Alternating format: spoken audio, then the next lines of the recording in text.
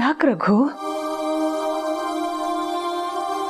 ಯಾವ ಕೆಲಸ ಕೈಗೆತ್ಕೊಂಡ್ರು ಸಕ್ಸಸ್ಫುಲ್ ಆಗಿ ಮಾಡಿ ಮುಗಿಸಕ್ ಆಗ್ತಾನೆ ಇಲ್ಲ. ನಿರೀಕ್ಷೆ ಮಾಡದೇ ಇರೋ ಕಡೆಯಿಂದ ಪ್ರಾಬ್ಲಮ್ಸ್ ಹುಟ್ಕೋತಾ ಇವೆ. ಎಷ್ಟೇ ಹುಷಾರಾಗಿದ್ರು, ಎಷ್ಟು ಪ್ರಿಕಾಷನ್ ತಗೊಂಡ್ರು ಅವುಗಳನ್ನ ಅವಾಯ್ಡ್ ಮಾಡಕ್ ಆಗ್ತಾನೆ ಇಲ್ಲ.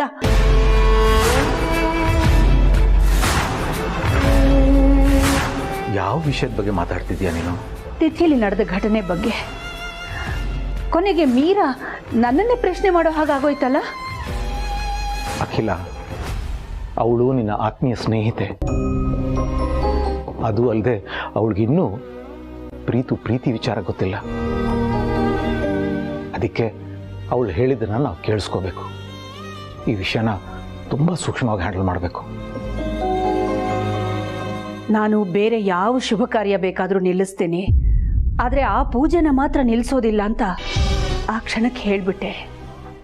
ಆವಾಗ ಮೀರಾ ನನ್ನ ಫ್ರೆಂಡು, ಅವಳ ಮಗಳನ್ನ ನನ್ನ ಮಗನಿಗೆ ತಗೋಬೇಕು ಅಂತಿದ್ದೀವಿ ಅನ್ನೋದೆಲ್ಲ ನನ್ನ ಗಮನಕ್ಕೆ ಬರಲೇ ಇಲ್ಲ. ಯಾವ ಅಡಚಣೆನೂ ಇಲ್ಲದೆ ಹಿಡಿದು ಕೆಲಸ ಮುಗಿಸ್ಬೇಕಾಗಿತ್ತು. ಅದು ಒಂದೇ ನನ್ನ ಗುರಿಯಾಗಿತ್ತು. ಅದಕ್ಕೆ ಹಾಗೆ ಹೇಳಿಬಿಟ್ಟೆ. ಮೀರಾ ಕೋಪ ಮಾಡ್ಕೊಂಡಿದ್ದಾಳೆ. ಮುಂದೆ ಏನಾಗುತ್ತೋ? ಅಖಿಲ, ಅವಳ ಕೋಪ ತಣ್ಣಗಾದ ತಕ್ಷಣ ಬರ್ತಾಳೆ. ಇಲ್ಲ, ನಾವೇ ಮಾತಾಡಿಸಿ ಸರಿ ಮಾಡಬೇಕು. ಸ್ನೇಹಿತರ ಮಧ್ಯೆ, ಸಂಬಂಧಿಕರ ಮಧ್ಯೆ ಕೋಪ ತುಂಬ ದಿನ ಉಳಿಯಲ್ಲ. ಯೋಚನೆ ಮಾಡಬೇಡ.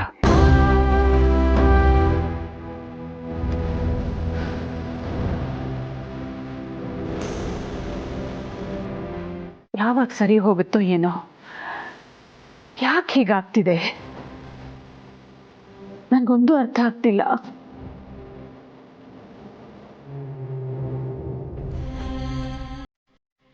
ಇವ್ರ ಗಂಟು ಮೂಟೆನ ತಂದ್ಕೊಟ್ಟು ಮನೆಯಿಂದ ಆಚೆ ಹೋಗಕ್ಕೆ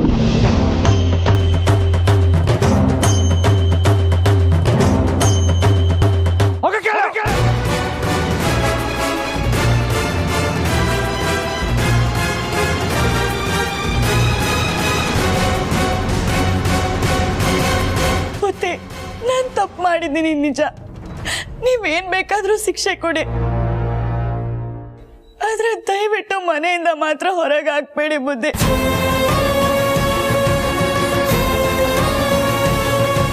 ಹೌದು ಬುದ್ಧಿ, ನಾವು ಬೀದಿಲ್ ಬಿದ್ದಾಗ ದೇವ್ರ ಥರ ಬಂದು ಆಶ್ರಯ ಆದ್ರಿ.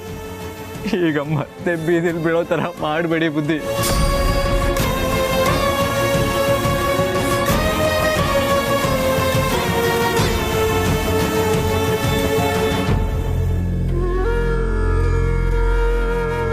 ಬುದ್ಧಿ ಬುದ್ಧಿ, ಇದೊಂದು ಶಿಕ್ಷೆ ಬಿಟ್ಟು ಬೇರೆ ಏನಾದರೂ ಶಿಕ್ಷೆ ಕೊಡಿ ಬುದ್ಧಿ. ನಮಗೆ ನಿಮ್ಮನ್ನು ಬಿಟ್ಟರೆ ಗತಿ ಇಲ್ಲ. ದಯವಿಟ್ಟು ಮನೆಯಿಂದ ಹೊರಗೆ ಹಾಕ್ಬೇಡಿ ಬುದ್ಧಿ. ಬುದ್ಧಿ ಬುದ್ಧಿ ಬುದ್ಧಿ ಬುದ್ಧಿ ಮಾಡ್ಬಿಡಿ ಬುದ್ಧಿ. ಬುದ್ಧಿ ಬೇಡ, ಬುದ್ಧಿ ಬುದ್ಧಿ ಬೇಡ, ಬುದ್ಧಿ.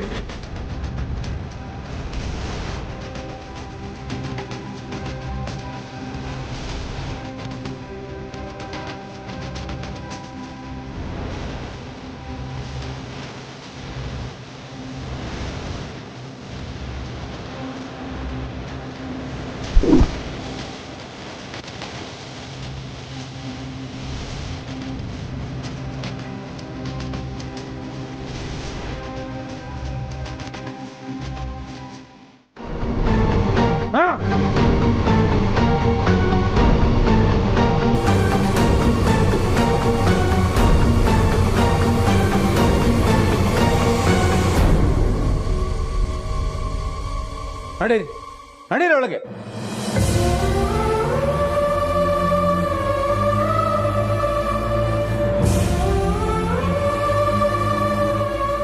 ಈ ಮನೆ ಹೊಸಲು ತೊಳೆಯೋ ದಿವಸನೇ ನಾನು ನಿಮ್ಗೆ ಹೇಳಿದ್ದೀನಿ, ನನ್ನ ನಂಬಿಕೆನ ಉಳಿಸ್ಕೊಂಡಿಲ್ಲ ಅಂದ್ರೆ ನಾನು ಉಗ್ರ ನರಸಿಂಹ ಅಂತ ಹೇಳಿ.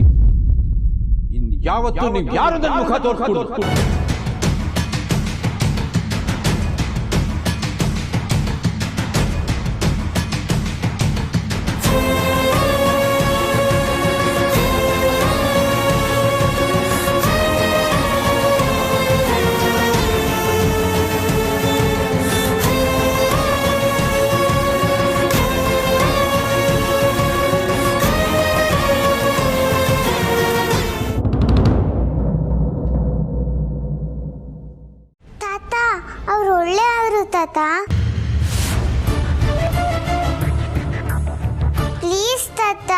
ಅವ್ರನ್ನ ವಾಪಸ್ ಮನೆಗೆ ಕರ್ಕೋ. ನೋಡು, ಅವ್ರು ನಮ್ಮ ಮನೆಯಲ್ಲಿ ಇರೋದು ಬೇಡ ಅಂದರೆ ಅವರಿಗೆ ಬೇರೆ ಕಡೆ ಕೆಲಸ ಸಿಗೋವರೆಗೂ ಇಲ್ಲೇ ಇರಲಿ ಕಣೋ, ಬೇಡ ಅನ್ಬೇಡ. ಅವ್ರು ಮತ್ತೆ ತಪ್ಪು ಮಾಡಿದ್ದಾನೆ ಅಂತ ಹೇಳ್ತಾ ಇದೀಯಲ್ಲ, ನೀನ್ ತಪ್ಪು ಮಾಡಿಲ್ವಾ? ಮನೆಯಿಂದ ಯಾರು ಆಚೆ ಹೋಗ್ಬಾರ್ದು ಅಂತ ಹೇಳಿ ನೀನೇ ಹೋಗಿದ್ದು ತಪ್ಪಲ್ವಾ? ಮಾತಾಡು ತಾತ. ಅವ್ರನ್ನ ಮನೆಗೆ ಸೇರಿಸ್ಕೊಂಡಿಲ್ಲ ಅಂದ್ರೆ ನಾನು ಊಟ ಮಾಡಲ್ಲ, ಸ್ಕೂಲ್ಗೆ ಹೋಗಲ್ಲ, ಮಲ್ಕೊಳಲ್ಲ. ನಿನ್ನಿಂದ ದೂರ ಹೋಗ್ಬಿಡ್ತೀನಿ ಅಷ್ಟೇ.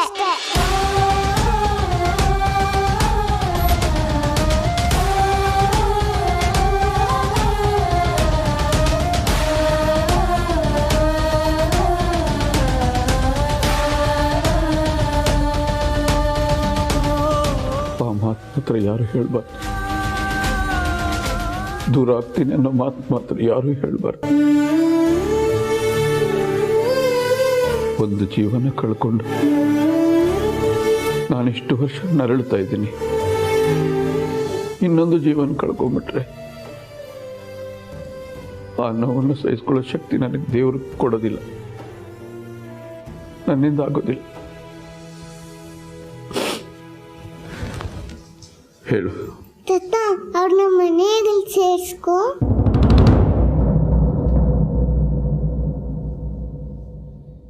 ಪ್ಲೀಸ್ ತಾತ.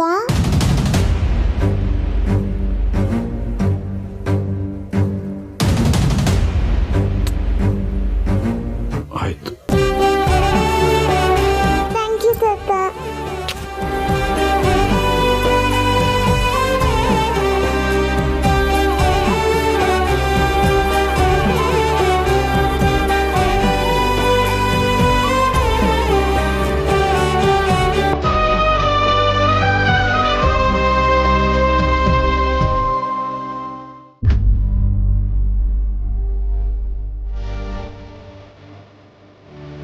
ಬ್ರೋ, ನಿಂತ್ಕೊಂಡು ಏನು ಪ್ರಶ್ನೆ ಇಲ್ಲ ಬ್ರೋ, ಬನ್ನಿ ಹೋಗೋಣ.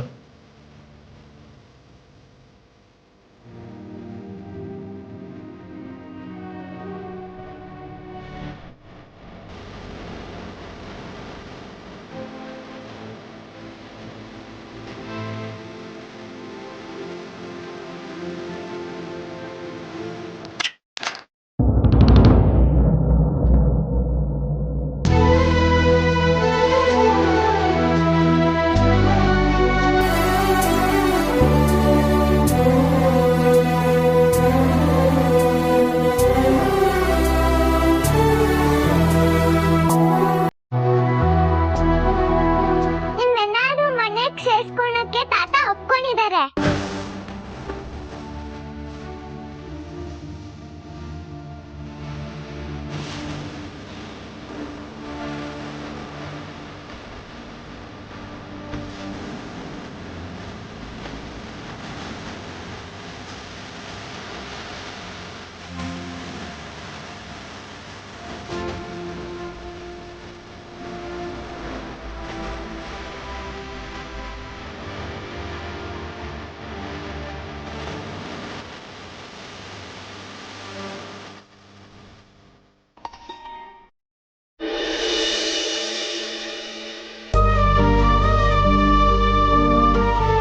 ನನ್ನಿಂದ ಬುದ್ಧಿಯವ್ರು ನಿಮಗೆ ಬೈಯೋ ಥರ ಆಯಿತು.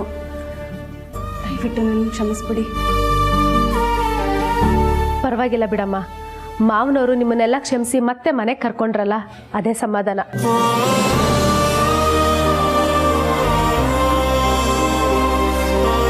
ಆದರೆ ಮತ್ತೆ ಅವ್ರು ಹಾಕೋ ಗೆರೆನ ಇನ್ಯಾವತ್ತೂ ದಾಟಕ್ಕೆ ಹೋಗಬೇಡಿ, ಅದರಿಂದ ಎಲ್ರಿಗೂ ತೊಂದರೆ. ಸರಿ ಅಕ್ಕ. ಥ್ಯಾಂಕ್ಸ್ ಪುಟಿ, ನಿನ್ನಿಂದ ನಾವು ಮತ್ತೆ ಮನೆ ಒಳಗೆ ಬರೋ ಹಾಗಾಯಿತು. ನೀವೆಲ್ಲರೂ ತುಂಬಾ ಒಳ್ಳೆಯವರಲ್ಲ, ಅದಕ್ಕೆ ಒಂದು ಚಿಕ್ಕ ಸಹಾಯ ಮಾಡಿದೆ.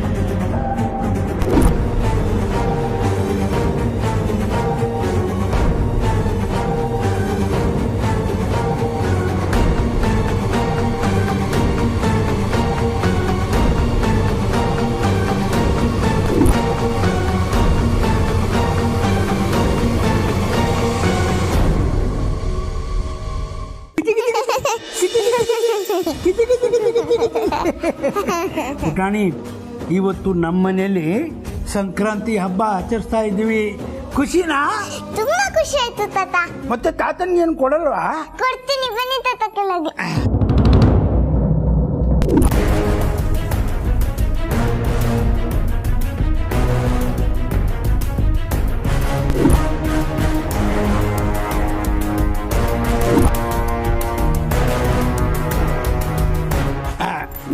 ನೀನು ಅಮ್ಮನ ಹತ್ರ ಹೋಗ್ತೀಯಾ?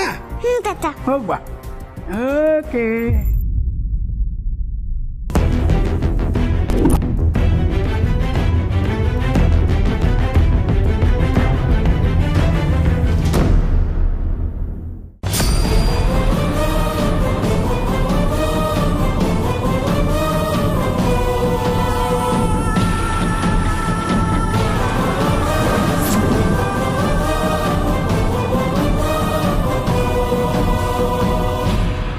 ಏನಿದೆಲ್ಲ?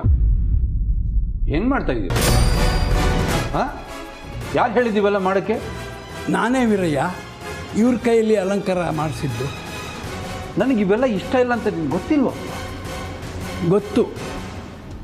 ಈ ಮನೆಯಲ್ಲಿ 25 ವರ್ಷ ಆಯಿತು ಸಂಕ್ರಾಂತಿ ಹಬ್ಬ ಆಚರಿಸ್ದೆ.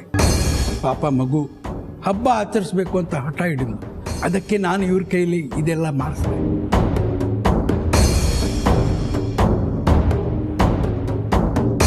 ಬುದ್ಧಿ, ನಮ್ಮಿಂದ ಏನಾದರೂ ತಪ್ಪಾಗಿದ್ದರೆ ಕ್ಷಮಿಸ್ಬಿಡಿ.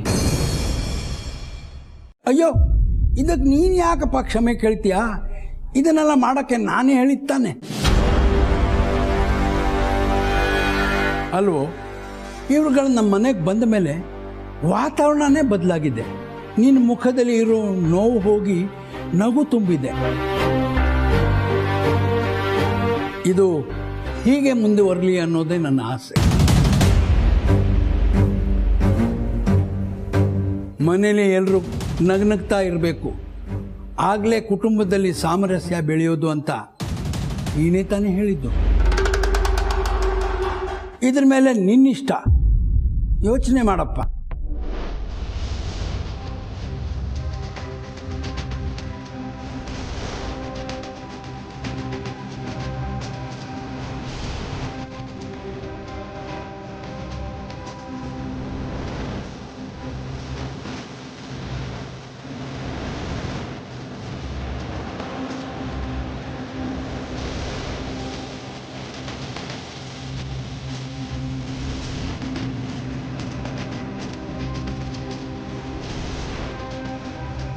ಅಯ್ಯೋ, ನೀವು ಯಾಕೆ ಸುಮ್ಮನೆ ನಿಂತಿದ್ದೀರಿ? ಮೌನಂ ಸಮ್ಮತಿ ಲಕ್ಷಣಂ ಅಂತ ಹೇಳ್ತಾರಲ್ಲ, ನಿಮ್ಮ ಕೆಲಸ ನೀವು ಸುರೇ ಹಚ್ಕೊಳ್ಳಿ. ನಡೀಲಿ.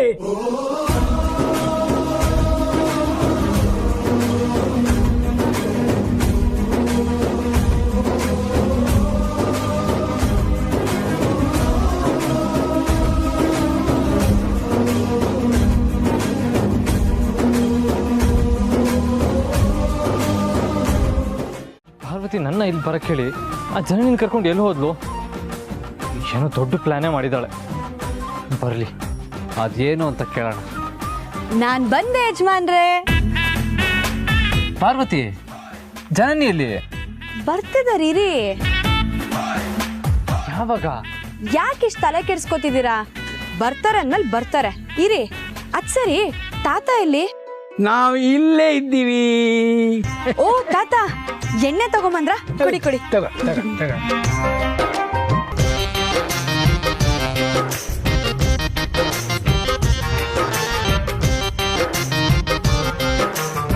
ತೆಗಿಯಪ್ಪ ಶರ್ಟು.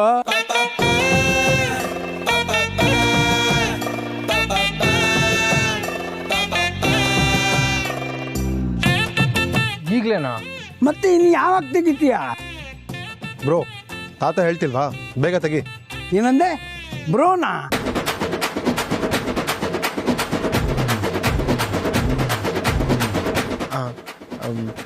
ಅಣ್ಣ ಅಂತ ಕರೆಯೋದಕ್ಕೆ ಹಾಗಂದೆ ತಾತ. ಅದು ಸರಿ, ನೀನಿಲ್ಲೇ ಏನು ಮಾಡ್ತಾ ಇದೀಯಾ? ಸ್ನಾನ ಮಾಡಿ ರೆಡಿ ಆಗು ಅಂತ ಹೇಳಿಲ್ವಾ? ಅದು ತಾತ, ಎಣ್ಣೆ ಹಚ್ಚಿಸ್ಕೊಂಡ್ಮೇಲೆ ಸ್ನಾನ ಮಾಡ್ತೀನಿ. ಯಾರಿಗೆ ಎಣ್ಣೆ ಹಚ್ಚಿದ ಮೇಲೆ? ಅಣ್ಣಂಗೆ ಹಚ್ಚಿದ್ಮೇಲೆ. ಯಾರು? ಪಾರ್ವತಿ.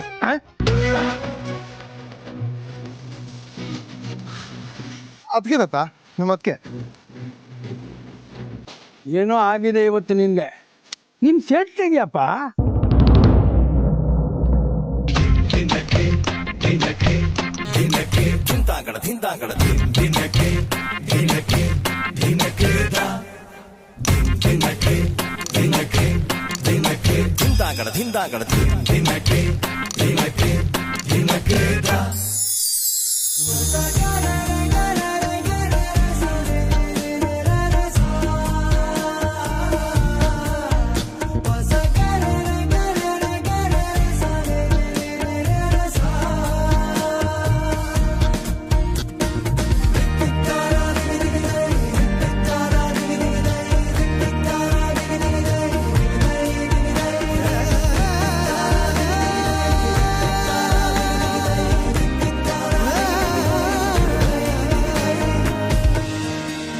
ಪರವಾಗಿಲ್ಲಪ್ಪ, ಮಾಡೋದು ಅಡುಗೆ ಕೆಲಸ ಆದ್ರೂ ಬಾಡಿ ಮಾತ್ರ ಸಖತ್ ಇಟ್ಟಿದೀಯಾ. ನಿಮ್ಮ ಥರಾನೇ.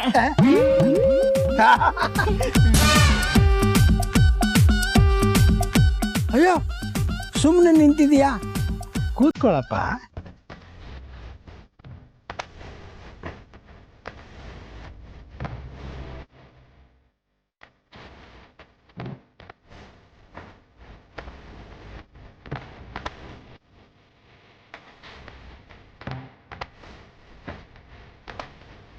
ನೀನೇನಪ್ಪ ನೋಡ್ಕೊಂಡು ನಿಂತಿದೀಯಾ, ಬಾ ಶುರು ಮಾಡೋ.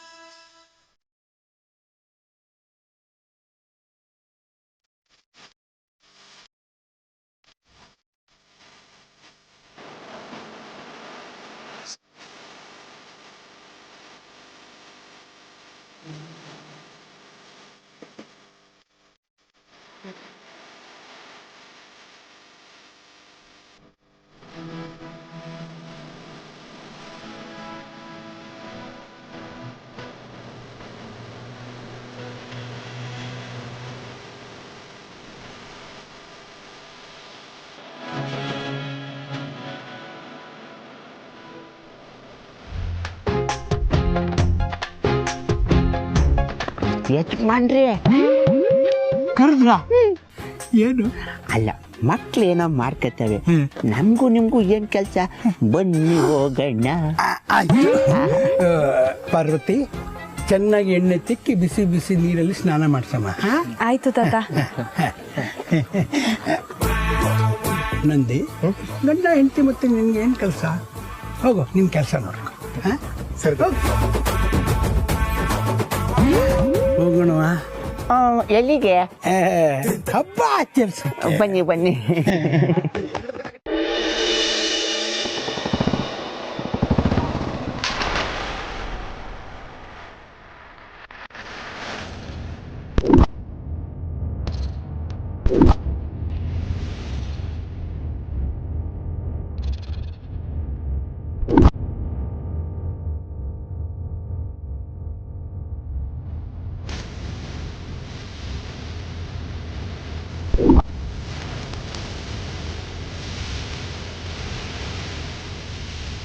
ನಮಸ್ಕಾರ. ವೀರಯ್ಯ ಬರಲಿಲ್ಲ ಇನ್ನು. ಬರಲಿ. ಇಷ್ಟು ವರ್ಷ ಈ ದೇವಸ್ಥಾನದ ಧರ್ಮಾಧಿಕಾರಿ ಪಟ್ಟದಲ್ಲಿ ಕೂತ್ಕೊಂಡು ದಗ ಅಂತ ಉರಿಯೋ ಬೆಂಕಿ ಥರ ನನ್ನ ಹೊಟ್ಟೆ ಉರಿಸಿದ್ದಾನೆ. ಇವತ್ತು ಅವನ ಮಾನನ 3 ಕಾಸಿಗೆ ಎಲ್ಲರ ಮುಂದೆ ಹರಾಜಾಕಿ ಆ ಧರ್ಮಾಧಿಕಾರಿ ಪಟ್ಟದಲ್ಲಿ ನಾನು ಕೂತು ಉರಿತಾ ಇರೋ ಬೆಂಕಿನ ಆರಿಸ್ಕೋತೀನಿ. ಅದೇನಷ್ಟು ಸುಲಭ ಅಲ್ಲ ರುದ್ರಣ್ಣ. ಅವ್ರಿಗೆ ಆ ಸ್ನಾನ ಸಿಕ್ಕಿರೋದೆ ಅವ್ರ ಧರ್ಮ ನಿಷ್ಠೆಯಿಂದ. ಧರ್ಮಕ್ಕೆ ಇನ್ನೊಂದು ಹೆಸರೇ ವೀರಯ್ಯ ಅಂತ ಊರ್ ಜನಕ್ಕೆ ಗೊತ್ತು. ಅದು ಅಲ್ಲದೆ ಎಲ್ರು ಅವ್ರ ಪರವಾಗಿದ್ದಾರಣ್ಣ. ಮಹಾಭಾರತದಲ್ಲಿ ಧರ್ಮನಿಷ್ಠೆಗೆ ಹೆಸರುವಾಸಿಯಾಗಿದ್ದ ಧರ್ಮರಾಜನಿಗೆ ಆ ದುರ್ಯೋಧನ ಎದುರಾದ ಹಾಗೆ ಆ ವೀರಯ್ಯನಿಗೆ ಈ ರುದ್ರಯ್ಯ ಎದುರಾಗಿ ಅವನು ಪಾಲಿಸ್ಕೊಂಡ್ಬರ್ತಾ ಇರೋದು ಧರ್ಮ ಅಲ್ಲ ಅಧರ್ಮ ಅನ್ನೋದನ್ನ ಸಾಬೀತು ಮಾಡ್ತೀನಿ. ನೋಡ್ತಾ ಇರ್ತಾ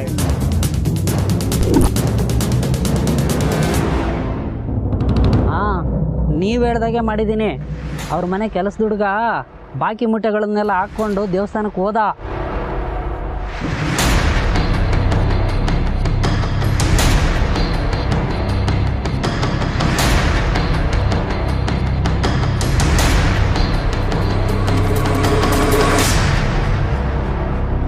ಸಿಂಗಣ್ಣ,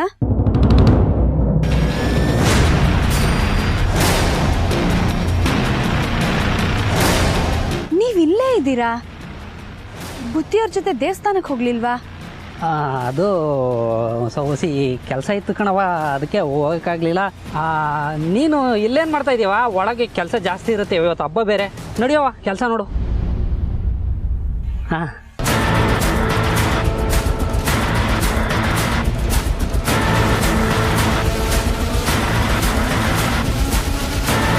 ಎಲ್ಲರೂ ಇದ್ದೀರಾ? ಬೇಗ ಬಂದ್ರು, ಆ ಮೂಟೆಗಳು ತಗೊಂಡೋಗಿ.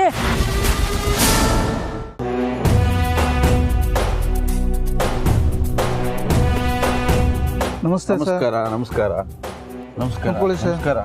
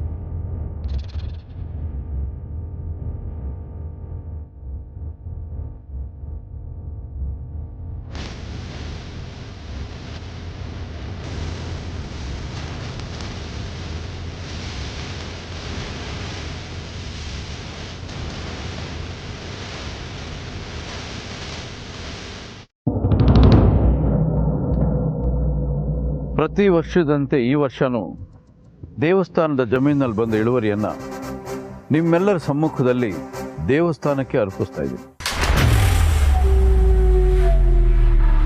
ನೀವು ಹೇಳ್ದಾಗೆ ಮಾಡಿದ್ದೀನಿ. ಅವ್ರ ಮನೆ ಕೆಲಸದ ಹುಡುಗ ಬಾಕಿ ಮುಟ್ಟೆಗಳನ್ನೆಲ್ಲ ಹಾಕ್ಕೊಂಡು ದೇವಸ್ಥಾನಕ್ಕೆ ಹೋದ.